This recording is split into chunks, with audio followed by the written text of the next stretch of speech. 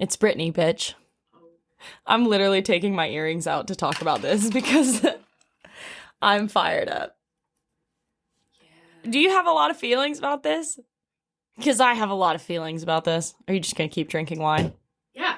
Yeah. That's how we're getting through this one. So Audie and I have been trying to record since about 6 a.m. It's 6 p.m. now. Yeah. There was a guy streaking in my neighborhood. When I pulled in, it was a lot. You got an eyeful. I did. I didn't see all of it, but I saw enough. He was just running through the yard with a t-shirt covering.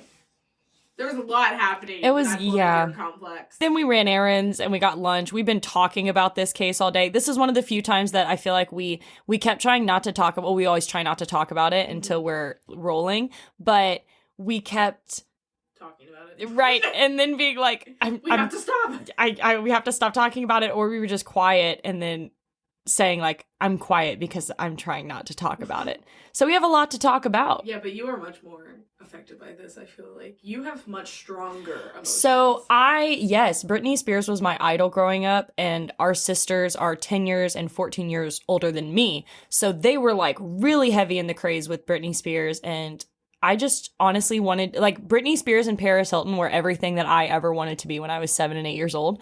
And I remember a lot of these things happening. Yeah.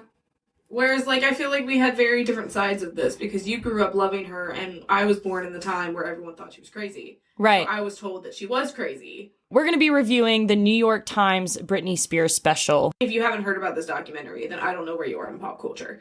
It has been the biggest buzz the past couple days. There is still currently news going on about it. So we definitely really wanted to do this case. I mean, it's crazy. Go support it. Please go watch the documentary. Yes. It's really good. And it's amazing to watch. Yeah, disclaimer, guys, I'm going to be playing a lot of clips from this documentary. I don't want you to feel like we're being lazy. It's just some of this shit, it's like you've got to hear it to really let it sink in. So, are you ready to get going? Well, I would just like to say one of the things I feel like we have so much is because she was famous. So there's so much more footage. Oh, that's so true. There would be of anything else. Normally, we're just hearing all these stories from people saying it so we can just, say it to y'all. But now we have all this footage because people were around her 24/7. What do we want? Free Britney! When do we want it? Now! What do we want? Free Britney! When do we want it? Now! What do we want? This is Free Britney 102, where we explore issues related to the Free Britney movement. The Free Britney movement is advocating for the end of Britney Spears' conservatorship. I need everyone who is scrolling right now to stop and watch this video. Britney Spears needs our help. Since 2008, she has been under something called a legal conservatorship by her father. Now, a conservatorship literally gives someone else the control of your life. They decide what you can and can't do, and it's usually used for elderly people who don't have the necessary brain function. But a functioning woman that's been working nonstop, it doesn't make any sense. I feel like even you were judging me at first, like, is this really true crimey? And it's so true crime. It is definitely a true crime. It's just not when your brain goes somewhere with true crimes, you're like murder and blood, and it's not one of those. It's a very different kind of true crime. Well, yeah, no one dies today, guys. I mean, like, that's emotionally, yes, but if you're not a true crime murder person, this is a time that you could hang out with us and know that, no blood will be spilled. Yeah, no, nothing super, super violent happens. This is just kind of the definition on screen text we get. It says, one that preserves from injury or violation, a protector. 2, a person, official, or institute designed to take care, over, and protect of interest of the incompetent. So essentially, if someone is too elderly to take care of themselves or has a special need or disability, they need a caretaker. That's what this is for. It's for, you're saying, like, you could be tricked into just giving away all of your money. Or you need help brushing your teeth or eating meals. Deciding where to live. Yeah, just basic things that you need someone else to do for you. That's what this is for. But right off the bat, that doesn't sound like someone that is able to do fan meet and greets or go on a world tour or memorize songs. Even if, I don't even give a fuck if she's lip singing them. Even to memorize the lyrics enough to lip sing and memorize routines. That doesn't sound like that kind of person to me. It is not for people that are totally competent like Britney. Exactly. So we're outside Los Angeles Superior Courthouse, and there's a rally happening outside, and people are sharing really personal stories about what Britney has meant to them and how she's kind of made this safe place for a lot of people to be who they wanted to be and be comfortable in sexuality. And they're sharing because today there is a conservatorship hearing for Britney. Liz Day is introduced to us. She's the senior editor for the New York Times.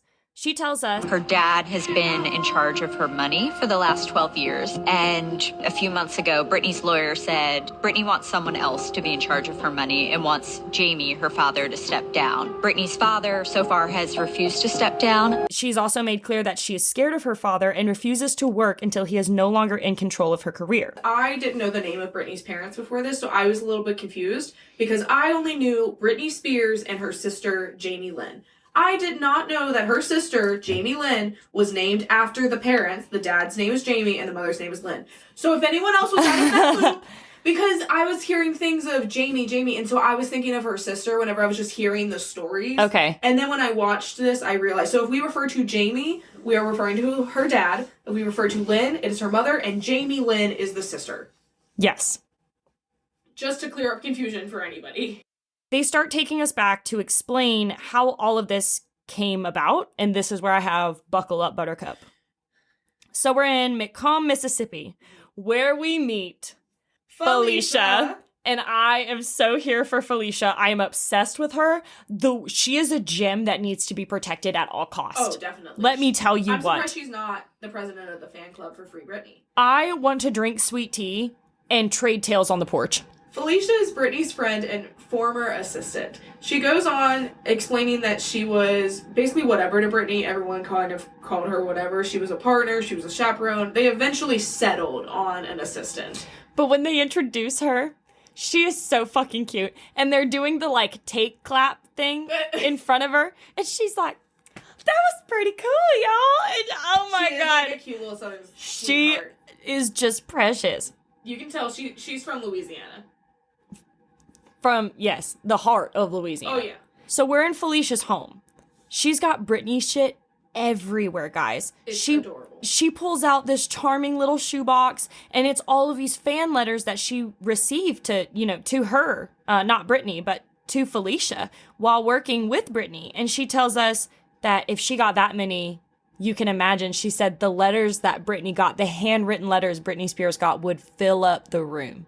She's explaining her role in life, and like Audie said, she didn't really know what she was signing on to do with Britney at first. Sorry. That was pretty cool. I don't know that I ever really had any definition on what I was supposed to do with Britney. For a long time, they called me her chaperone. And then at one point, they wanted to call me her partner, and we didn't think that sounded right. I definitely was not her mother, and I wasn't her big sister. So we settled on assistant. Guys, the amount of photos and stuff from tours and Britney growing up that Felicia has, it's like she has practically raised Britney. She was like a godmother, Yeah. She was just that, person that she looked up to for, in my mind, because I don't know why I go to this, but I think of Miley Cyrus and Dolly Parton. Their relationship. Right, in Hannah Montana. That, you know that's in real life. Dolly Parton is actually the godmother to Miley Cyrus. I knew. You don't look like you knew. You're looking down. I think you're trying to hide the fact that you didn't know. I knew. You will look at me. You did not know. I didn't know.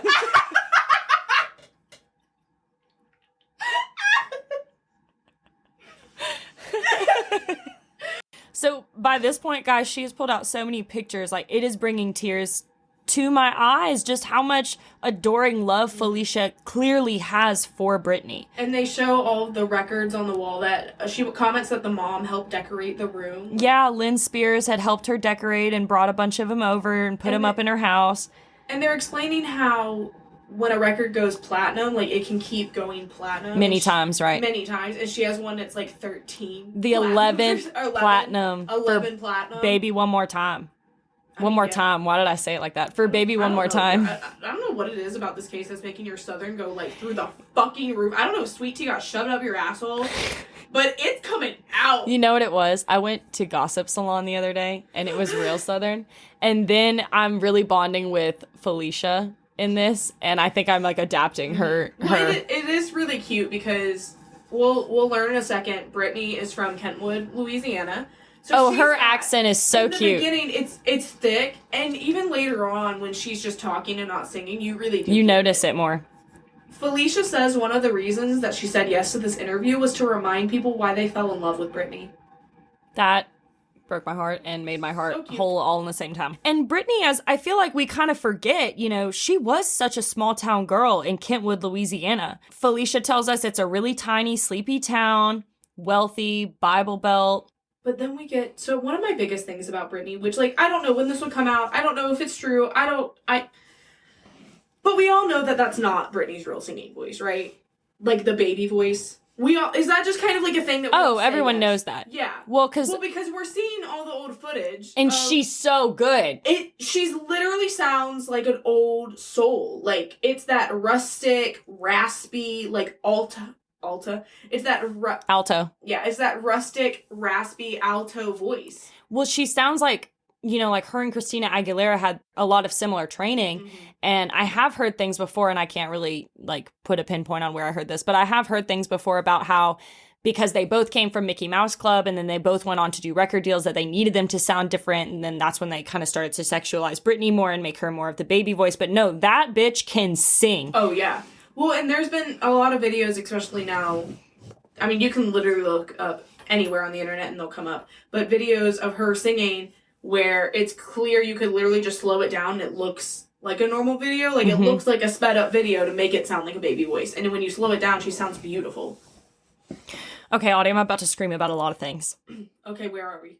Oh, no! This made me crazy. I wanted you to kick this man in the balls. I know where we are. I was honestly so disgusted. I would hope, if you listen to this podcast, that you're a feminist, because we're all on the correct side of history. And if you are, then we're going to take a long ride for this episode. Okay? I don't feel like you even have to be a feminist to know that this is gross and fucked up. And if you've ever looked at a little girl this way, just fuck yourself. Fuck yourself. I don't care about you. So this is where we're seeing a bunch of footage of Britney as a child. And as Audie and I were saying, like, this bitch can sing, okay? So I don't know what show this was that she was on. It seemed like some type of talent showcase and then interview after. And it seemed like there were a lot of kids on it because she was interviewing with another child. But this made me crazy because it's 1992 and Britney is killing it. She's on this show and I don't know what it is about this host. But the host says to Britney, I noticed last week you have the most adorable, pretty eyes. And then cuts that off. Adorable, pretty eyes. You have a boyfriend? No, sir. Why not? They're mean. Boyfriends? You mean all boys are mean? I'm not mean. How about me? Wet sock. That's disgusting. And Britney, poor freaking Britney, you see her, like, little girl face look him up and down, and she's like... Why? Why are you asking me these things? You're a grown-ass man. And she's trying to be polite, and she goes... Well, it depends. Her heart just broke for her because you know, like... That she wants to say no, but she doesn't know what to do. She's a kid. She's a kid. Why would you put her in that position? He's clearly, like, hitting on this child, and it was not innocent. No matter what anyone tells me, I will not feel like that's innocent. That made my skin crawl. Mm-hmm. I was grossed out. So it's at this time where Britney's parents reach out to Nancy Carson, who was a child's talent agent in New York. Nancy tells us that Lynn loved her daughter. She says that she cared about her and was there to support her. And then she says Jamie, who is Britney's father, was very proud of her, but worried about how much this was all costing. So eventually they get to an agreement where Jamie and Lynn agree that Lynn and Britney are going to move to New York for some time so that Britney can do a couple auditions, get some experience. Do some training in New York, right. And literally the only thing that Jamie cared about was the money, in which I just have F him. Yeah, F him. This is an adult podcast. Fuck him. Fuck Jamie. So all of this eventually leads to the one and only Mickey Mouse Club. And Nancy tells us, like, she loved it, and when it ended, it was devastating for her. Mm-hmm. She finally got to where she wanted, and then it ends. She goes home to Louisiana. She's normal, basically. For 2 years, she's just totally normal. Yeah, she just goes back to school. She played basketball. It's a lot easier, I would say, to get on TV now than it was then. Well, because you can promote yourself. Like, she really had to just crawl her way out of Louisiana to New York, work her ass off, and then get on this. I mean, I can't imagine. After the Mickey Mouse Club, I went home for like 2 years, and I was completely normal. I went to high school, and I played basketball. I was just, really involved with my school. We're back with Felicia. Hey, Felicia. She was working as a nanny in New York when Lynn and Britney are in town, and they ask her to go out to dinner because Britney just got a record deal. Britney got her first record deal. Yeah, she had been interested in singing before, and she made a demo, and she got her first deal. Lynn called. She said, well, Brittany and I are going to be in the city, and we'd love for you to have dinner with us. And I said, oh, that sounds great. And Lynn said, oh, Felicia, I had an ulterior motive for inviting you to dinner. And I said, what? She said, Brittany got a record deal today, and I can't travel with her because Jamie Lynn's in the first grade, but can you travel with her? And I said, oh, my gosh, Lynn, well, I quit my job yesterday. I guess I can, but I'll do it for 3 months. And that was about 23 years ago. Well, dang, Lynn, I just quit my job yesterday, so I guess I can.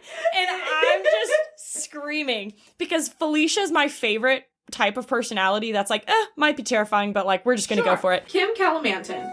She was the senior director of Jive Records from 1998 to 2004. Kim talks about how she was so impressed by Britney. She was completely focused. She had so much hopes and dreams in her and was just genuinely working really hard towards something. Where I guess at that day, she just got a bunch of people that just wanted to be famous more than work towards the love of music. Right, and Britney was super focused on the career and the plan. She was really involved with the deals, and she could tell right off the bat, like, Britney was smart and talented. At this time, Garbage Jamie was going to rehab for alcoholism, I believe, and he ended up getting out of that, tries to open up a gym business that failed. That tanks, yeah. Super random thing to open up, like, out of all things, you're just like, I'm going to open up gyms. Like, why a gym? But yeah, so Jamie ends up filing bankruptcy, and Kim says Lynn would have done anything for Britney to be a star. She supported Britney 100%. This is one of my favorite parts. The only thing Jamie ever said to me was, my daughter's going to be so rich, she's going to buy me a boat. That's all I'm going to say about Jamie. Kim conquered. I feel, and the way she purses her lips together like a math teacher after you fail. Like, you could feel the disappointment in the atmosphere. It was, and I was disappointed. You were disappointed. Like, the world felt it with Kim. Kim, we love you. So it's 1998, and Britney starts performing at the mall in preparation for an album release. She's busting ass promoting and performing. Felicia says for a while, people would just kind of stop and gather, and then after it was over, they would just go shopping, and I just thought that was, like, the purest thing ever, But then, like, as she got more popular, people really, really started coming to see her. And keep in mind, this isn't just, like, random songs. She is performing in the mall, Hit Me Baby One More Time. Songs that are skyrocketing later on. After she's been performing at the mall, they've been promoting the album, and then boom, Baby One More Time comes out. And she's in this hot schoolgirl outfit. She's running the school. We meet Wesley Morris, critic at large, New York Times. Please tell me you got his third.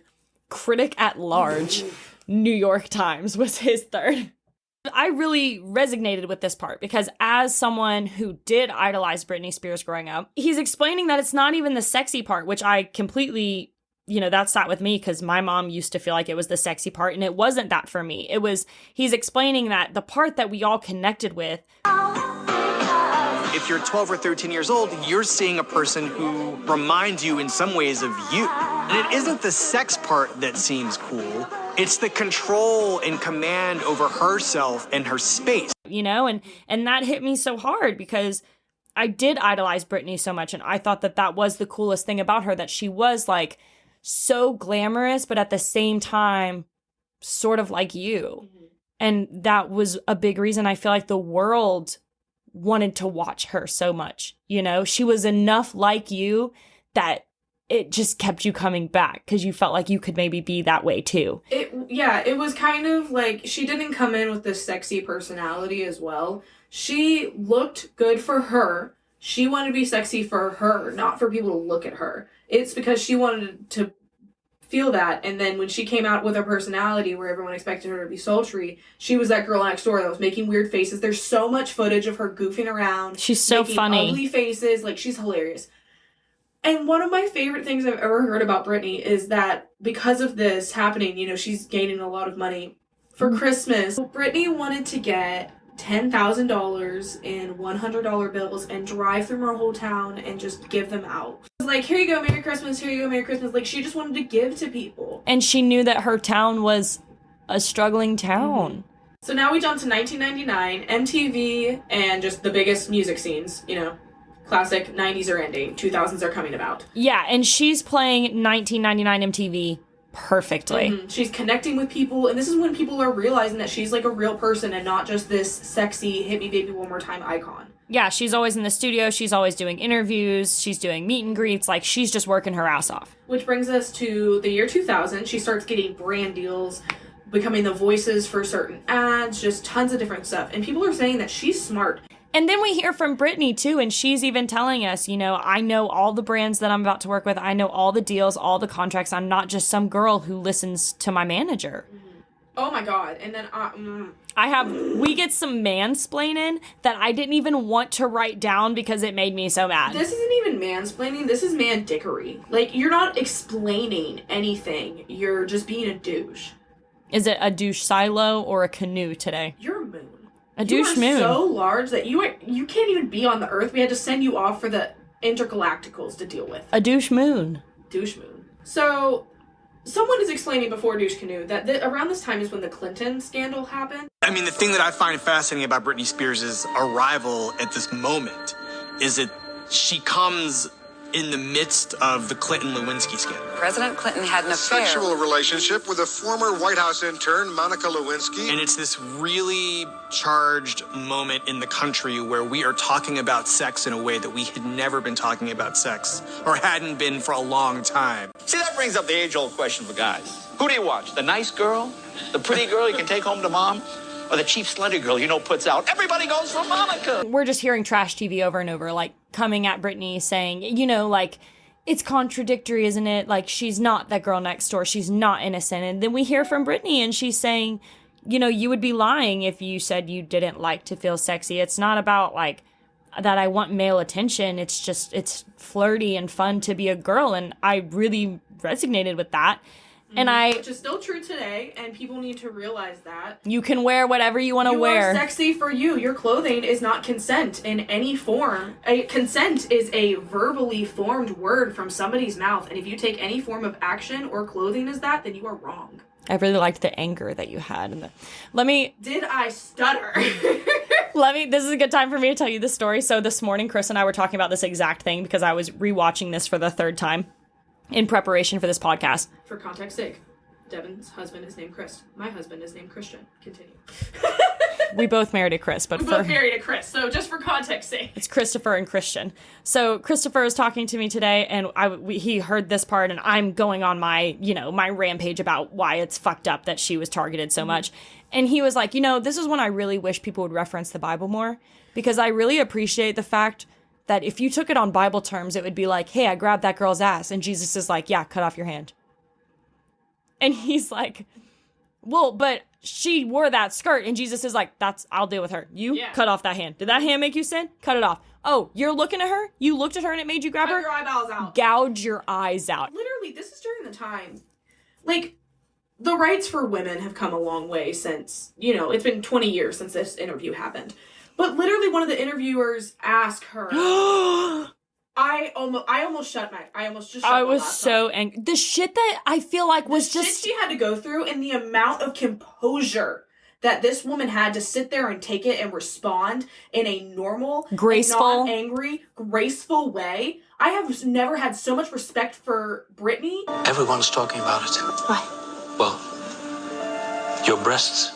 My breasts. You seem to get furious when a talk show host comes up with this subject. That shit. If any man were to say that to me anywhere, I would deck him. I would deck him. If someone were to say that to me on live TV, I don't care what the universe would think of me. I would smack him.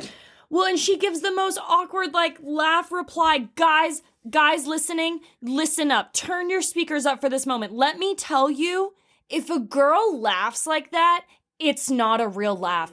It's the uncomfortable, I don't know what to do, but you're really creeping me out laugh that we do when we're not sure what our next move is. And it's never funny. You're never funny. You're never cute. I never want to go home with you. I don't want you to talk to me. I literally want you to go back away and put yourself in your car. Well, and Britney is the best example of this problem, which is a woman can't say, hey, that makes me uncomfortable. Stop saying that, because when she does those things, people call her a diva or a bitch. And that's when we hear from her stylist, who says, you know, she's worked with all of the boy bands and none of them were ever under the scrutiny that she was. For what they wore, nothing. A man could walk out in a pair of boxer briefs and everyone in America would call him the hottest piece of shit that's ever walked out. But if Britney Spears walked out in a t-shirt and short shorts, then everyone called her the biggest slut on the block. And this is one of my favorite quotes from this whole thing that I have taken away from this. I want this tattooed on my damn body. The stylist.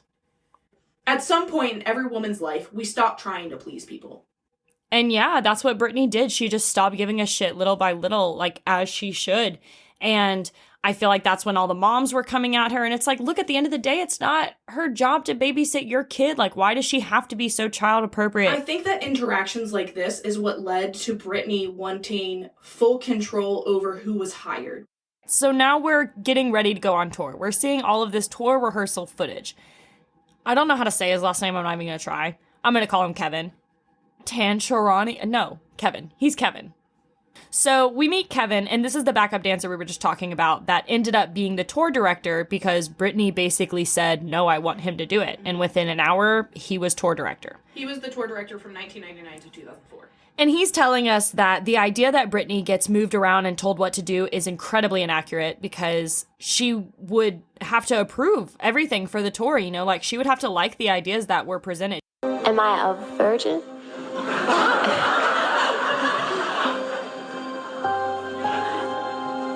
Yes, I am a virgin, and I definitely want to try and have sex till I'm married. I just want to wait for that special someone, so thank you. This made me so mad. Why are they able to ask her shit like that? Wet socks?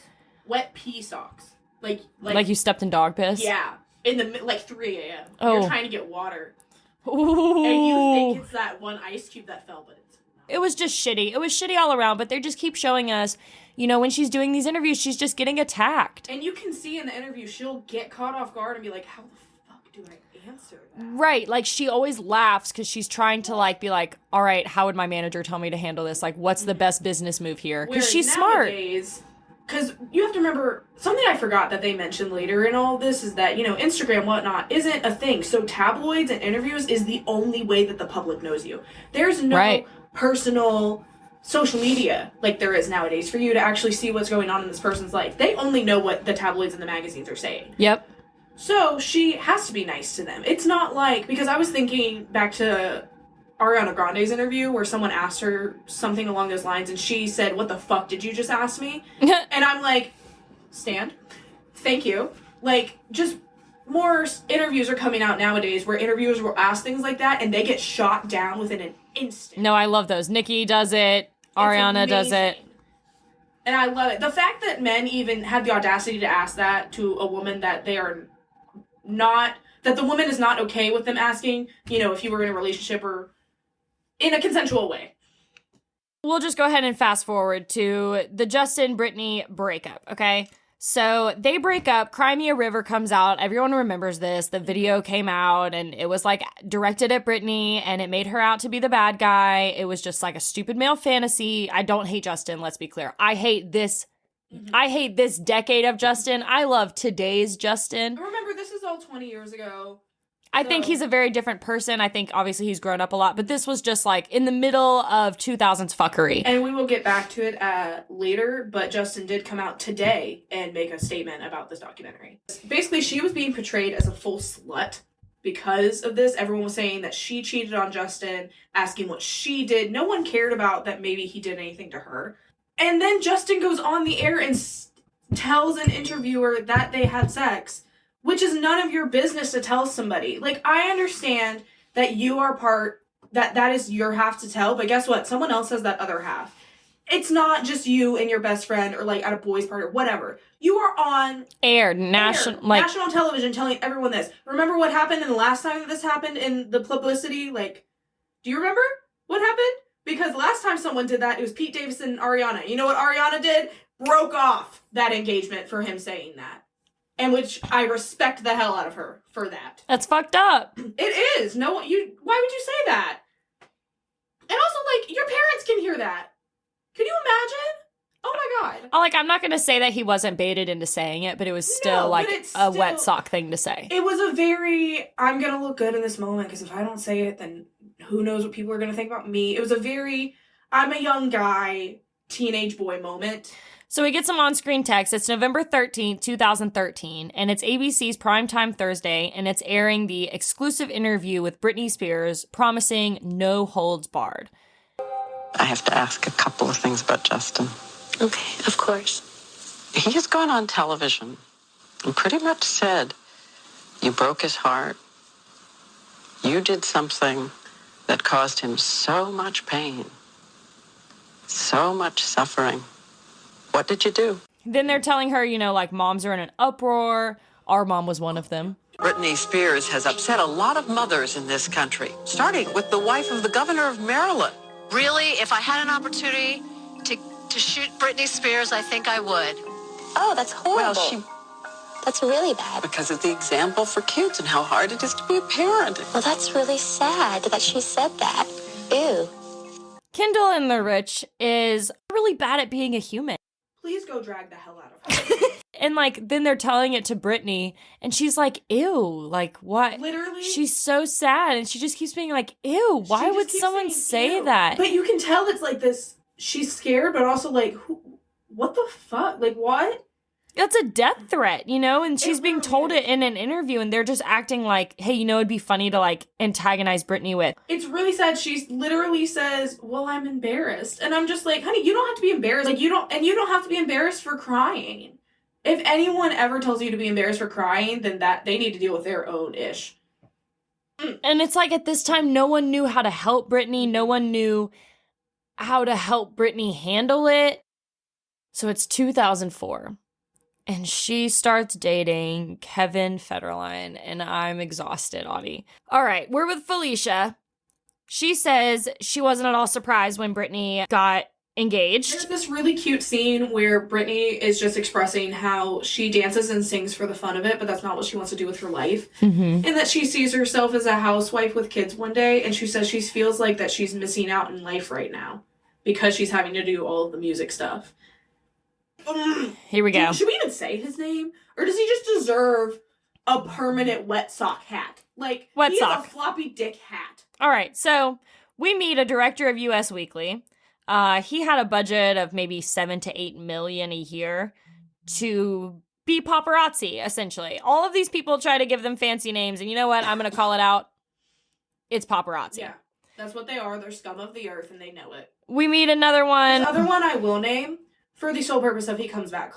Daniel Ramos, who calls himself a celebrity videographer, and I literally have, fuck you, you're the paparazzi. That's exactly what I have, look! Before he even introduces himself, telling what he does to try and get around the word paparazzi, I'm like, I know what you are. It's at this time that we learned photos of Britney were selling for $1 million each. He says she was super nice to the paparazzi, and she kind of needed them, and they needed her. He's telling us that it was a give and pull, and I'm calling bullshit on that. He literally says that she enjoyed it, and I'm like, no, she didn't. When you're watching this footage, she doesn't look happy. You're saying that, oh, she was nice. No, it is that classic woman, I am afraid and surrounded by a bunch of people right now, and I don't know what to do, and I feel intimidated, and I'm just going to be really nice so that nothing bad happens. It is that I'm trying to get out of this situation without pissing anybody off. So Britney goes on Ellen, and Ellen announces her baby.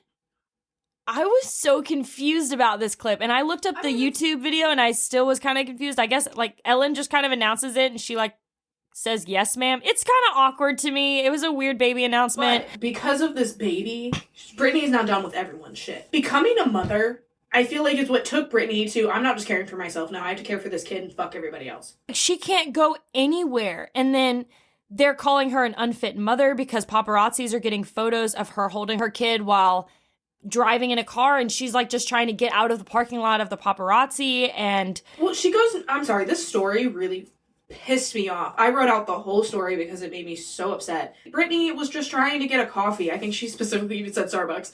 She was trying to get a coffee somewhere, and the paparazzi came up and is like closing in on her. You have to remember, as a celebrity, you never know if that's really a paparazzi mob going around you or if it's people trying to take you. So she's trying to get her baby in the car seat when they come up from her from all sides. They're all over her cars, and she doesn't have time to get him in, so she just gets in the car with him in his lap and pulls out. Like, she had no other choice. We also get an on-screen text that tells us, in an interview, Britney explains that her father used to drive with her in his lap as a child. And I missed that. And she tells, too, like, I was just trying to get away from the paparazzi. I wasn't trying to just drive that way. And that's the problem with the paparazzi, is that they're little fucking scumbags that want to lie about all of their photos.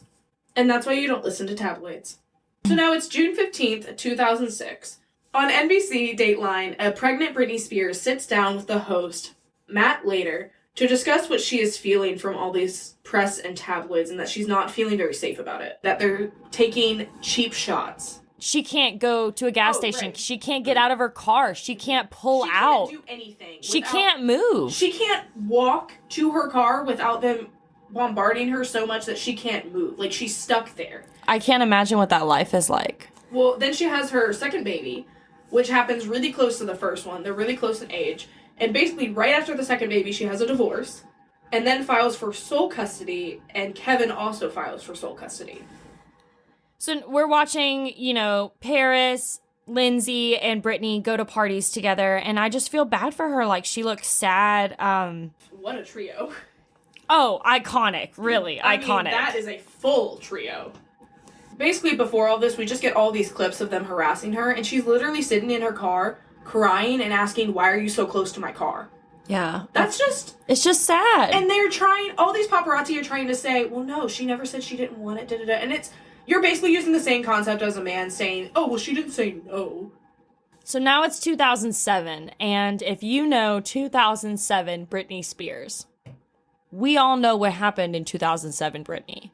And she goes into a salon and asks to get her head shaved. And then just started shaving it herself. This I vividly remember growing up. The hairdresser refuses to shave her head. And I'm like, if Britney Spears walks in and tells you to shave her head bright neon sunset orange, then you're going to do it. It's Britney Spears. She's probably worried about getting sued. That hair is worth like, what, $2 million? I don't know. But still, like... So, yeah, guys, it's really sad. I mean, like, all of the memes, the jokes, like, aside... Obviously, she's going through a lot, and she's saying, I don't want anyone touching me. I'm tired of people touching me. And that just broke my fucking heart. Like, it's so fun to rip people apart for this shit, but it's fucking sad. Like, she needed a visible, like, stamp of standing up for herself. Well, and one of the things that I think was... Now, this is just a personal opinion... But I think that shaving her head was one of those desexualize me. Yeah. You don't find me attractive anymore because what makes me so attractive as a woman is now gone. So I think that was a really big stand in her moment of saying, guess what, I'm done. And she doesn't say this, somebody in the documentary says, Britney shaving her head was her saying, I quit. Whatever you guys are looking for in terms of me coming back and being that person again, that person is gone. And you have destroyed her. It really just shows how far back mental health was.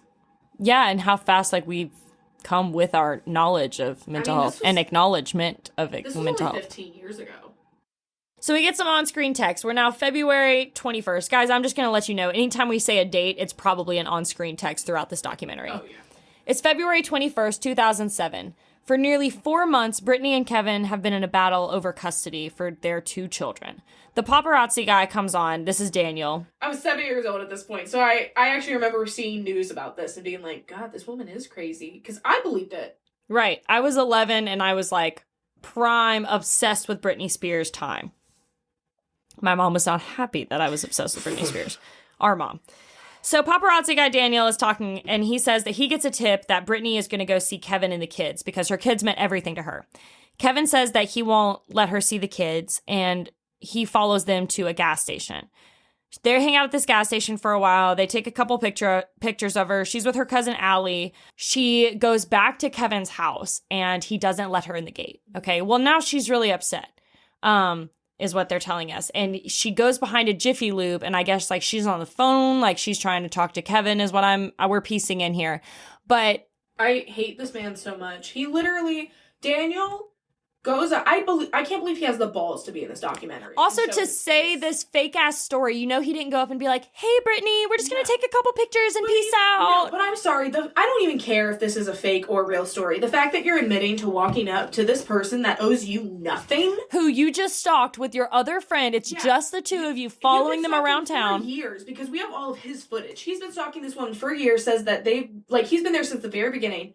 Walks up to her and says, hey Britney, we're just gonna get a couple shots and we're gonna leave you alone. He doesn't even ask her. He just says, we're gonna do this. I'm going to, and then I'm gonna leave you alone. And Britney is fucking done with people telling her what the fuck they're gonna do to her. So she gets an umbrella. Her cousin Allie's asking them to stop. She gets out, and this is where we know the famous Britney with a shaved head hitting a paparazzi's car with an umbrella. And like, I can't imagine the type of panic attack. Like, I can't see my kids. My baby daddy's not answering. He won't let me in. I can't get to my kids. And now a paparazzi's telling me, like, it's just so fucked up. Think about the situation. Now two females alone behind this building at night. That's scary. Two paparazzi, two men walking towards them with cameras, telling them that you're going to answer my questions and then we're going to leave her. That's it. No, she's grabbing her umbrella. She's beating the shit out of his truck. She is done with people trying to tell her what she is and isn't going to do. And I respect her for it. Quick little Lynn check-in, little Lynn Spears check-in. She says that she's praying and that they're taking it all day by day. While Britney is beating this truck, she's literally telling them, fuck you, like, leave me alone. And this guy literally says it was a bad night for her, but a good night for us because of the money shot. In which I have, his Twitter is Drop Zone Films. He only has 63 followers with his profile picture of his snooty little snotty face. Well, this is what really made me crazy about this too. And I don't know that I have the exact anger feelings that Audie has with this, but I didn't realize how much anger I had towards this. Well, I get it. And the wine. But this is what I'm going to say. I remember this. Everyone remembers this. And we remember this exact photo being everywhere.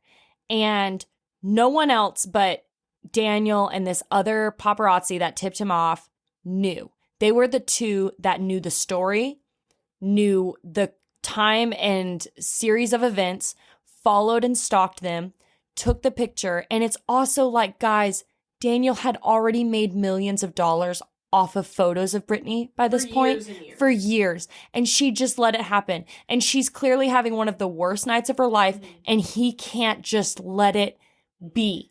And that's really what kills me, is it's like, you've taken so much from her. Like, why was this night? And then it's not even like this happened and he was like, oh, fuck, like, we really have her best interest in mind. This was fucked up. This isn't gonna... No, they exploit her. They still sell the pictures, so you can't tell me now that you feel bad. And so the interviewers ask him, well, did she ever inform you that she wanted it to stop? And he said, she never gave a clue to inform us of that. How about the off-camera woman that says, what about when she said, leave me alone? Directly. And he goes, she meant like, leave me alone for the day. And I'm like, oh, so that's your excuse. Okay, so with that being said, when you all go and drag him on Twitter and he asked you to leave him alone, I want you to say, for the day. For and the then day? Come back tomorrow, and we'll see what he says. Serial Sisters does not support the harassment of Twitter accounts. I do.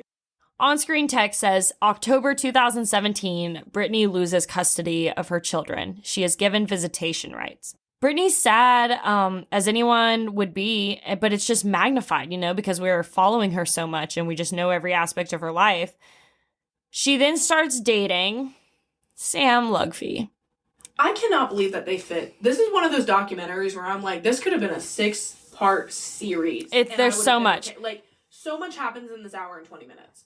Sam was her advisor in a way. Like, he was always interviewing with her. And anytime the questions got hard, he kind of hyped it up and changed the subject. He was kind of like, he guided the conversation anytime that they were seen together, paparazzi or interviews. No one's really talking about mental health at this point, you know? Like, it's more of like, what's wrong with her? Not like, she's a little bit too pretty and we need to have something to like go after her with because we just like obsess with watching celebrities fall. It's not that. It's, of course, what's wrong with her? Mm-hmm. So that's when we get this fucked up game show scene. But they're literally asking questions about, like, what did Britney Spears lose in the past year? And it's all these categories, and it's like her hair, her sanity, her mind, husband, like her kids. It's just awful. It's fucked up. Oh, Britney's parents also say that Sam was the architect to her downfall. January 3rd, 2008.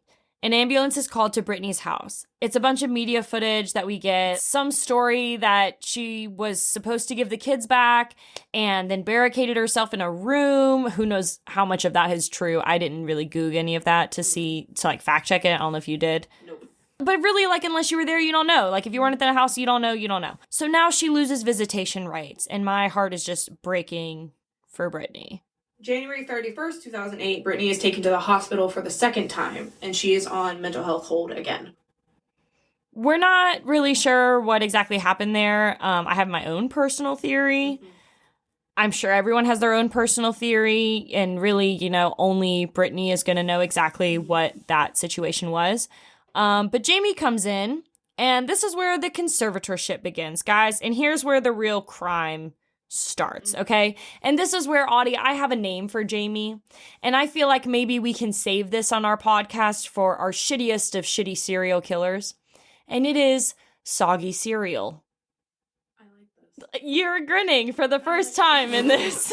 I don't think you've ever said a pun that I've actually liked. This is a monumental moment. Jamie is soggy bowl of cereal. A soggy ass bowl of cereal. I'm so proud. Devin, you never come up with these ones. This is where we're introduced to Vivian Lee Thoreen. She is a lawyer. She was also involved in representing Jamie during the trial. She says that she can't talk about what she did on the case, but that she guesses she could talk about it in a hypothetical sense. So I'm like, all right, well, pour the milk. I'm here. For our soggy cereal. She's explaining to us that this type of conservatorship is not a personal one. It's not that she needs help with her daily tasks, but it's a conservator over her estate. It's someone that is appointed to her because she would be so gullible that she would just give away all of her money. And I just can't justify that that is Britney's case, considering the fact that she's able to memorize these routines, go on tour. She's obviously so capable of working. Yeah. And like, she does interviews, you know, like, you can't tell me that this bitch is incompetent. It's just a case of somebody who has mental health issues that nowadays are seen as that. During a time period when people didn't want to see that, they wanted to blame it on something else. At this time, Britney's parents file a restraining order against Sam. They show us these court documents and that Sam is taking control over her life, home, finances, and that he's even been drugging her. He denies these allegations, but the restraining order was granted. He later sued the family as late as 2019, but we'll get into that a little bit later. One day after Britney's hospitalization, the court grants a temporary conservatorship. Jamie is appointed as her person and estate with the attorney Andrew Wallet. Again, we'll get into more with him in a minute. So yeah, 6 days after being taken to the hospital against her will, Adam Streisand? Is that what you have? Yeah, Adam Streisand. Was he appointed and then taken off the case? It's not very clear at this point in the documentary, but she's leaving the hospital and she goes straight to the Beverly Hills Hotel. Thank you for that context. He's going to meet her at the Beverly Hills Hotel. And in between this, we do get one not wet sock paparazzi that's like, what if we just left her alone? And I'm like, what a fucking concept to just leave this poor woman alone. Like all the rest of the celebrities that you just shouldn't be in their shit 24/7. They meet at Beverly Hills Hotel. We're talking about Adam Streisand, the lawyer, and Britney Spears. He says that his first question is, does Britney have the capacity to hire me? Does she have the ability to take my advice? And he tells us that she was a sound bitch. She was competent as fuck. She just didn't want Jamie to be the conservator. She knew that she couldn't fight this. She knew that what the process was. She knew what the process entailed, and that was her only request. When he asked, was she opposed to Jamie being the conservator of person and estate, he said that she was against it being either one. Like, she just didn't want Jamie involved. He tells us the day that he went to court, the judge says, I've got a medical report and you haven't seen it, and I'm not going to show it to you. Which is... Oh wet sock? No, this judge makes me so mad because it's so clear. You'll find out in a second, it's so clear that this judge is obviously either paid off or blackmailed, because that right there is illegal. The whole point of law and having a judge and two lawyers representing people is so that every bit of evidence is placed in front of both of the lawyers. You can't have a piece that you don't show to them. Otherwise, it has to be thrown out because it wasn't, like, that's literally the whole point, is that you can't do that. Well, so Adam is told that this medical document represents that she is incapable of directing counsel on her own. What that is clearly telling me, yeah, drink wine to that, Devin. What that clearly tells me is that obviously the father or somebody, we won't say who, Mr. Soggy Cereal, but somebody, at least it wasn't your wine that you dropped. Devin just dropped her iPad on the floor. I got heated. She did. It's just so obvious that it was blackmail, and it's so obvious that the judge was not for Britney on this, and that's just so messed up. How can she go so far to take away her lawyer and appoint somebody else by saying he was unfit? And where was her proof that he was unfit? Don't you have to have proof of that in order to get him off of a case? One of the things that just really blows my mind is that they're explaining that in the conservatorship, that person can decide who gets to visit them at all and any time, can have them surrounded by security guards 24/7. They have access to their medical records, communication with their doctors, take control over house, credit cards. I mean, you're a puppet. Can make record deals, tour dates, TV deals. And brand deals for them. You can literally do everything but pee for this woman. Like, what? October 28, 2008. The conservatorship over Britney Spears is now made permanent. She did get some visitation with her kids back. Vivian is back, and she's explaining the conservatorship in this case. Britney is unable to end this. She can't just decide, like, okay, I'm better, Dad, give me my life back or my person back. The conservatee can't wake up one morning and say, I don't need this, I don't want it, make it go away. A petition would have to be filed, a petition to terminate the conservatorship. And then there's got to be evidence or some demonstration that a conservatorship is not necessary at that point in time. It's the conservatee who has the burden of saying, I don't need a conservatorship anymore, and here's why. Off screen, we hear them ask Vivian, have you ever known anyone to terminate the conservatorship? Of the cases that I've been involved in, I have not seen a conservatee who has successfully terminated a conservatorship. Shortly after filming this interview, Vivian rejoined the conservatorship legal team representing Jamie Spears. Now I have a lot of feelings. I have questions. So, because there's multiple things that could be happening right now. I'm hoping she's double copping. Is she double copping? Is she blackmailed by Jamie because he found out that she went on this? Also, how is that not a conflict of interest? Didn't she used to be Britney's lawyer? So how could she go on and... She was always representing Jamie. She was? Yeah. Okay, then she's more garbage. Why would you ever represent him? Vivian, blink twice if you're okay. Just let us know, okay? You doing okay? No, she's not. She's a lawyer. No lawyer is ever okay.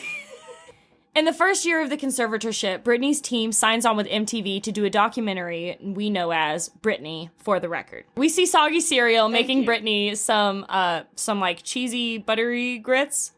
You know. What did she say it like? Some cheesy buttery grits. Order up.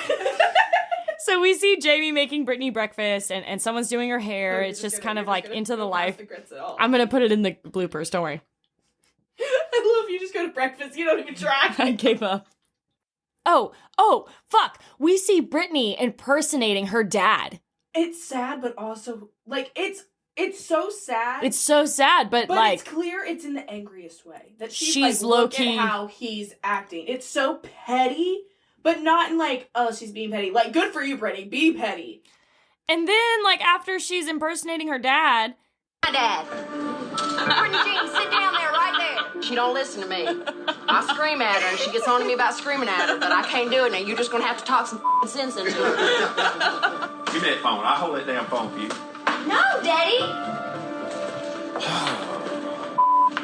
And I'm just like, can you just take a seat? Take a seat. She's in her mid-20s?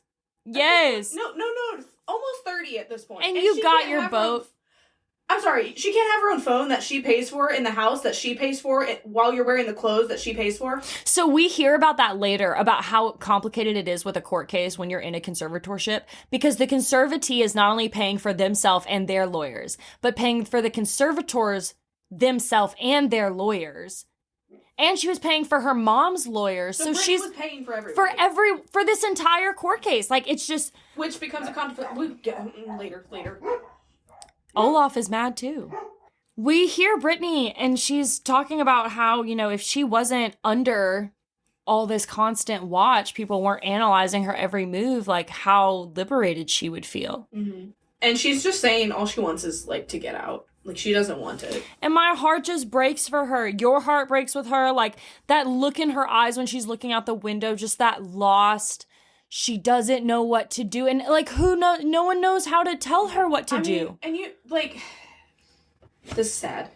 But imagine being that teenager that I'm sure some of us have been, just trying to get out of your parents' house, trying to get out of your parents' custody. Like, we all know that feeling as a teenager of just wanting to be 18 and get out. And being an almost 30-year-old woman and your father having custody over you all over again. What the fuck? So she goes back to work within 2 months of the conservatorship being in place. She starts starring on TV and promoting circus, and by the end of 2008, she's ready for tour. We get Felicia back. Oh, yeah. Hey, boo-boo, I miss you. The conservatorship started, my role changed. We're gonna walk around this way toward the stage, so if you see your section, just show them your ticket. My new job, I gave backstage tours. When I went back, it was a different business management, and her dad was involved. And so they did not hire me. The touring company hired me. I don't know why the Britney company did not hire me. All I know is that maybe they just didn't know the role I had played earlier. Like the fact that you've known her since you were 5 and you took her on tour because her parents couldn't, and Jamie Lynn was still in first grade, and then you basically raised Britney and took her through all of these tour dates and stayed with her when she was in a mental hospital, and then Jamie joined and then she got fired and you just acted like it was fine and you were still a humble bitch and did all these world tours and loved Britney. Yeah. What the fuck? Because I would be throwing hands. No, it's really messed up. Well, and that's the whole thing, is that they didn't put her on the team because she would have seen Britney, and you know that Britney would have talked to her and said, get me the fuck out of this. I don't care if you had to kidnap me. Over the next few years, Britney is really busy. She's touring and she's guest starring. She looks amazing. She's on Ellen. She's just everywhere. And she's about to announce her own residency in Las Vegas. So her first tour, after not touring since 2006 with no internet, or not, with no YouTube, no Instagram, is right to 2000... What are we, 2009. And by now, everyone knows the dances. They know all the words. They're singing every song. Her YouTube music videos are on viral charts. They're the biggest videos on YouTube right now. No, her tour looks amazing. And her fans love her. Sweet Felicia loves how much the fans love her. And Jamie Spears at this time gets appointed by the court to receive... Pull over, guys. Just buckle up, buttercups. Jamie gets appointed by the court to now receive 1.5% of gross revenues related to the merchandise and sale of the residency in Las Vegas, which is one of Las Vegas's most popular shows. Just let that sink in. So Britney's working her ass off, and the narrative is that she can't handle herself. You're going to tell me that this bitch is doing her own residency, running her own business. She's seeing her kid. She's being a bad bitch. And you're going to tell me that. Constantly on stage performing, writing her own songs, recording her own music. And you're going to tell me that she's dumb enough to just give away all her money. She is not incompetent. And also, even if she wanted to give away all of her money, she makes $1 million a week. I don't think it's a problem. So now we're in more modern day, okay? So we're in the day of Instagram. And the conservatorship is never mentioned on her Instagram. She kind of posts about her life, and she's finally getting to make her own representation of what her life and her family look like, because it's not controlled by a tabloid like it was in the early 2000s. Now it's media present time, and she gets to decide what it looks like. Well, we're assuming that it's her running her media pages at this point. Yeah. But it's really interesting to look at. Like, I never thought of tabloids that way. Of, like, having your own... I've never thought of Instagram as in having your own platform. Yeah. Whereas tabloids never gave anyone that the ability. Before. So now the Britney podcast girls are here. Babs Gray and Tess Baker. These are the girls that run Britney's podcast and Britney's Instagram, which is where you guys can find constant updates about what's going on with Britney. They overanalyze every single post that she does and keep us up to date on the Free Britney movement. So you guys can check them out. If you've ever seen Britney's Instagram, I guess if you've never seen it, just go take a look. Just take a scroll. She's posting some weird stuff. They're talking about how when she posted that hole in the wall and it says there's always a way out, she, at this point, I don't know if you noticed, she doesn't even sound the same anymore. No. She just sounds so different. Well, and here's, like, it's, I mean, obviously theory. But it seems like towards the beginning of her Instagram, it really was her. And then slowly when Instagram started taking off more, they realized it was going to be a platform that people were actually going to listen to her on. And then somebody took it over. So Dave says, if you're looking for a reason to believe that she's calling out for help, you're gonna find it in her videos and on her Instagram. But no one can know her because we've never known her. That's what Dave is telling us. Okay, so October 18th, 2018. I just have this reporter is hilarious. Yep. So we're outside. Britney is supposed to announce the Domination residency in Las Vegas, a brand new theater on a brand new stage for about a year. I do remember this. Like, she was going to do interviews and she was going to do a performance and it was live streamed, like on YouTube, I think. So the lights go down. They introduce Britney. And she looks dead in the face, basically, until they're like, Britney Spears! And she's like, fake face! And then she walks down the stairs, walks across the stage, walks past the performance stage, into the audience, into a limo, and just leaves.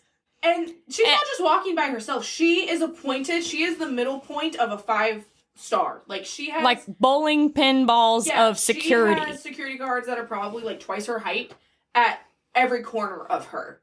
Like, she can't move without bumping into one of them. And then everyone's like, that was it? And she won't even look at her fans.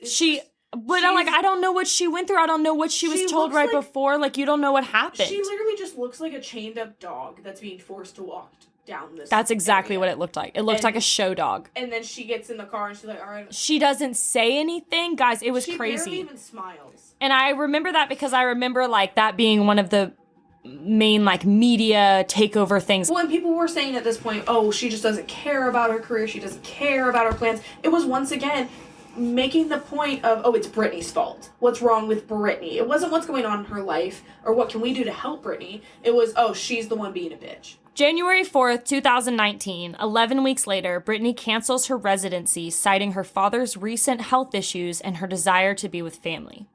She just dips out. She's not posting. And she cancels Domination, her tour. She's posting nothing. Britney's podcast is wondering where she is. Hashtag and then Britney is viral. Yes. Hashtag where is Britney is viral. And then out of nowhere, Andrew Wallet, after just asking for a raise a couple months ago, quits. Who was the co-conservatorship with Jamie. Essentially the way that they got around it, because Britney said she didn't want Jamie to be the person, was they were like, well, we'll just say that it's Andrew, but really it's going to be all your dad. But legally on the document, it says Andrew, so that way we can get around it. So now the hashtags start happening. Hashtag free Britney. Where is Britney? We were all like, in quarantine. We saw everything. For months, she just disappeared. No one knew where she was. Even Britney's podcast didn't know where she was. Well, then, guys, she posts. And it's a meme, and it says some shit about needing some me time, but it's typed with an emoticon and not an emoji. Which apparently she was just really religious about using. Well, even I knew that. Like, Britney always has emojis in any post. Even if she doesn't have any words, like, she puts emojis with everything. Anyone that uses their phone for more than 2 hours a day, I feel like uses regular emojis rather than type out an emoticon. The point is, guys, it was very clear she didn't make this post. Yeah. So the news breaks that she's checked herself into a residential mental health facility. Not news. TMZ reports, not actual You're right. news. Let's not give them that. TMZ reports. That she has checked herself into a residential mental health facility. Then all of a sudden, Britney's podcast gets a voicemail, and you know what? I'm just going to play it. Hour in. Attorney that worked with Britney's conservatorship, I'm no longer with them. It just brought to light a lot of the things that we had suspected. Brittany has been in the mental facility since mid-January. Of course, I'm just a paralegal, haven't had any contact with her, but from what I understand, this was not a decision she made. We felt that this information should probably be shared. We don't know what the next step is as far as getting her out. That's what we have to figure out. You know, she's been put away. Let's get her out. Free Britney. Free Britney. We get some on-screen text. In an interview with the Washington Post, Britney's manager, Larry Rudolph, denied the anonymous caller's claim, stating that Britney asked to go to the facility and that conservators had no legal standing to force treatment. Which is not true. We've literally gone through, and that's what the lawyers have told us they can do. Because they have, right. I thought that too. I was glad saying that is literally, like, come on, if you're a lawyer, can you at least know the law? That's your one actual job as a lawyer. You had one job! Rebuke the law that can easily be Googled nowadays, not even looked up in a fucking law book. So we meet Junior Olivias. He is part of a Free Britney movement and is a Free Britney activist. He gets a hold of this information, got about 10 to 15 fans, and got a spot, and they just started protesting. They started posting photos, and they started educating people on what was going on, and all of these Dear Britney videos start flooding the internet. Videos to Britney Spears about how she impacted their life and how they're here for her and standing with her, and they recognize that she's not okay and that they want to be here with her, and we just see a montage of all of these videos. Soggy Cereal responds with, "This movement is a joke, and it's up to the state to decide what's best for my daughter." He also says, and I quote, "All these conspiracy theorists don't know anything. The world don't have a clue." Wet sock. Soggy cereal. "It's up to the court of California to decide what's best for my daughter." First off, I hate when people say my daughter, like it's some type of fucking property to them. Right. Like, she has a name. I would just like to note that the people that are helping with these protests are being stalked with death threats. Tabloids start to get word that Jamie and Britney aren't getting along, and at this point, Kevin Federline takes out a restraining order against Jamie Spears, saying that he had a physical altercation with one of Britney's sons. We get some more on-screen text at September 9th, 2019. Citing health reasons, Jamie Spears temporarily steps down and is replaced as conservator for Britney's person. He remains in control of her finances. Now, Lynn is trying to get involved, and we finally hear from a family member, Britney's brother, on July 23rd of 2020. Brian Spears does an interview with As Not Seen on TV. Like, what does Free Britney mean from your understanding? That I don't quite know, like, what their meaning is, you know? I don't know, maybe she's being confined or something, or held against her will in some capacity. Have you ever seen anything that led you to be concerned that your sister was being held against her will? Every day. No, I'm joking. I mean, like, the women in this family are very, very strong-minded and have their own opinion, and they want to do what they want to do. And as much as I admire that as a guy and being, like, one of two guys in this entire family, it kind of sucks, man. He's, like, going off about how he had really... They're strong-minded. They want to do what they want to do. Kind of constitutional. I mean, yeah, and they have a right to do that, you know. But it's like, sorry that you had strong-headed women in your household, and he talks about how difficult it was for him. And I'm just like, good luck having a fucking wife, dude. Oh my God. So we're back at the protests, and it's starting to seem that with the support, Britney is coming out more with the fact that she wants changes. Britney's lawyer, Sam, puts forth that Britney is strongly opposed to Jamie continuing as the sole conservatorship of her estate. She strongly prefers to have a qualified corporate attorney appointed to serve this role. So now we're in August of 2020. It also says at this point in her life, Britney welcomes and appreciates the informed support of her many fans. The informed support of her many fans. He says that she's welcoming to her fans for trying to help her, and that she's really upset with her father for trying to hide these things. And then we get Paris Hilton. I know, and then I have... For, like, literally 2 seconds. I literally have, oh my God, it's Paris. So It's Paris and Britney inventing. Recognized her. Oh, well, I follow her and I have, so I'm obsessed with Paris.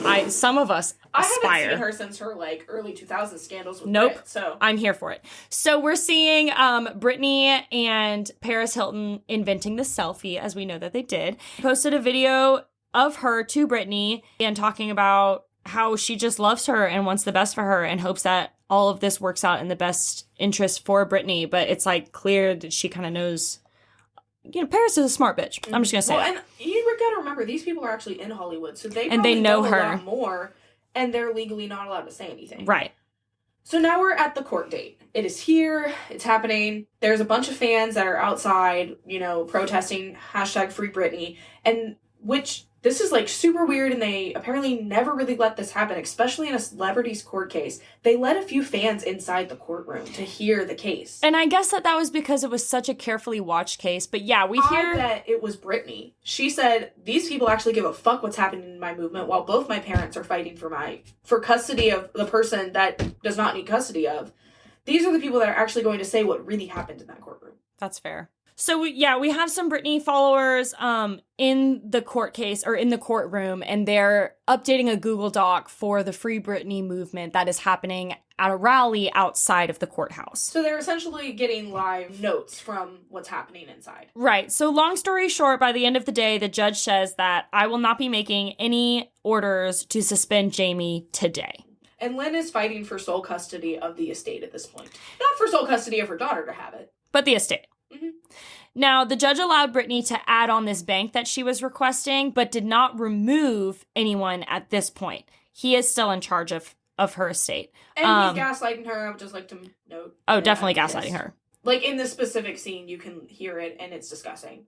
Felicia's back, and she is showing us pictures of them, and this is where I literally, Audie, I just start crying again, because it's all these pictures of Britney when she's young, and with Felicia, and on tour, you know, before all of this shit started, before everyone started attacking her, and she lost herself, and it's just heartbreaking. It's them on the train, and Felicia, who I feel like, if we've learned anything from this documentary, Felicia is the person that obviously spent the most time with Britney, was the most one-on-one with her, grew up with her, was sort of that like mom figure when Lynn had to stay with Jamie Lynn. And I feel like she knows her better than anyone else. So when Felicia looks at us in our cranium via the camera lens, and she's like, I know one day Britney will come forward and tell her story. And I'm like, Felicia, you know everything. And I want to sip sweet tea and tell tales on the porch. I told you. So then we get a bunch of on-screen text that's basically just letting us know that the producers of this documentary did reach out to the Spears family and a few other people like Andrew Wallace and so on that were involved in this case and asked if they would be willing to come on the documentary, and nobody responded. They even sent out specifically to Britney, in which they are unsure if the request even made it to her. I have the list. The following people or their representatives did not respond or decline requests to be interviewed: Jamie Spears, Lynn Spears, Jamie Lynn Spears, Brian Spears, Andrew Wallet, Samuel Dingham III, and Sam Ludden. New York Times did attempt to reach Britney Spears directly, but it is unclear if she received these requests. There were multiple. And that's the end of the documentary. We have a little bit of update, and like we've said, Britney's podcast and Britney's Instagram, those are the girls that keep up with it 24/7. For sure. We are just on the bandwagon for this. We're still getting information about Britney today, so who knows what's going to be out tomorrow. But just today, Justin Timberlake actually came out and said that he had watched the documentary and actually sent out an apology to her and Janet Jackson, apologizing for what happened years ago, for saying those things. Basically saying what we were saying, that he was young and dumb and in the moment. He was a different Justin. The Hollywood scene. He was just trying to get along with everything as much as she was. And he really did apologize and say, like, I'm sorry I cast you in this light. Like, you didn't do anything wrong. And I'm just, good for you, JT. Like, you redeemed yourself. He did. He announced it on his Instagram. You guys can see it there. He put up some really kind words. And that does go with what we said earlier, like, we're totally Team Justin now. that boy band phase where he was coming out of the boy band, I know that it was difficult and he was baited into saying what he was saying, but I'm on the personal opinion that Britney was targeted as a young girl. There was a lot of pressure put on her by society and her family, you know, like she came from nothing and she felt this responsibility to work hard and get her family out of the situation that they were in to better the lives of her parents and her siblings. And I feel that for her. I think that overall that pressure and continually being targeted is something that would wear down on any person. And as fun as it is to have the memes and make the jokes and think that she's just going crazy, there's obviously a lot more going on in these celebrity lives than anybody could ever know, the things that they deal with. And I don't know that any of us can say that we would have acted any differently if we were in the same situation. And I feel like the important part now is to spread this awareness and try to get some justice for Britney. Definitely. I think that this has been one of the most eye-opening things, not only for Britney's case, but for all of Hollywood and celebrities' cases of showing America how, I mean, we already knew how bad paparazzi was, but it's the same thing. Watching anything kind of refreshes it in your mind, you know? And so I feel like it really did show, you know, this is what it was like then. Imagine what it's like now, you know, it's even worse. Well, but even just like we've saw from the beginning, the shit that, and now we're just like replaying our own podcast, but all of the shit that was said to her as a child star and just, if that shit was going on in front of the camera, guys, I really just hope everyone sits back and thinks about the things that might have been happening behind closed doors, the things that this young girl growing up in a society like that and growing up as a young child performer where her parents are on the other side of the, you know, like, I just can't imagine what Britney went through and none of us will know. And like, I don't know that people step back and think about, like, she was dealing with a lot. Mm-hmm. Well, and these situations really do make me think about more celebrities that have had, air quotes, heavily used freakouts or breakdowns. Miley Cyrus when leaving Disney, you know, she had some shit going on. But her, like, Kesha, we already know about her whole case. You know, all these people that have had, you know, air quotes, mental breakdowns, when really it's just been that Hollywood has just perceived them to be that so badly, and no one gave a shit to actually help them because they wanted to make the money off of them, rather than, oh, let's use the money to try and help you, even though you'll be gone for 3 months. Let's just exploit you for longer than that and hope that you live. This whole case exhausted me. We are getting closer to good news. I think there was actually news earlier that there was a court date today. So this was updated with Britney's Gram. Again, this is run by Tessa and Babs. This was yesterday, so February the 11th. They posted, so all that was covered today was Jamie's objections, the Bessemer appointed, the Ingham's response. Basically, the judge ruled that both Bessemer and Jamie will have equal power. So obviously, our soggy serial Jamie is still in the picture. And I would like to mention there was a rumor that did happen that Jamie Lynn Spears was on a hashtag Free Britney Zoom protest. And there was a lot of things saying that she was. It did come out today and say that she was not in any of those. So where's Jamie Lynn? I would say that I need a drink, but I've been drinking this whole time and it hasn't gotten any better. No.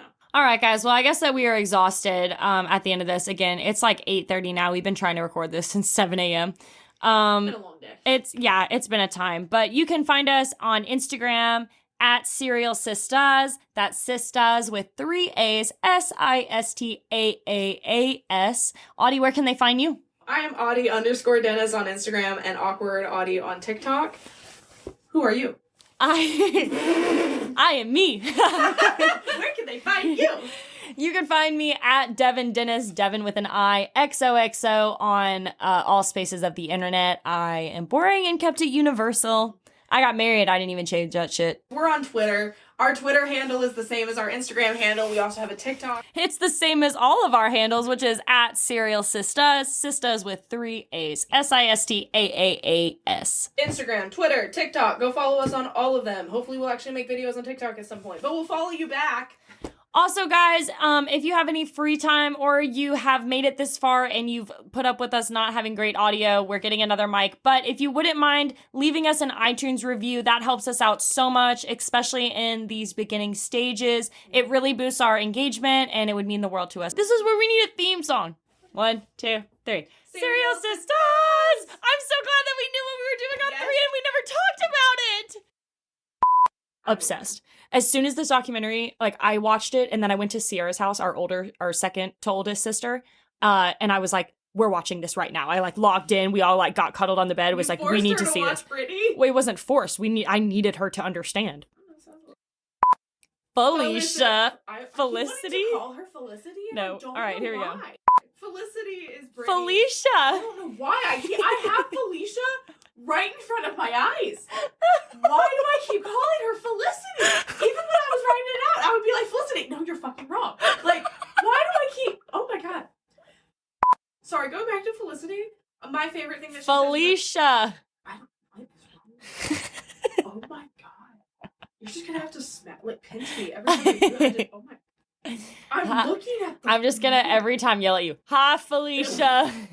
Do you want to talk about the douche, man? You don't taste like cheese. That's the worst part. Cheese is too good for you. Okay, sorry. Where are we?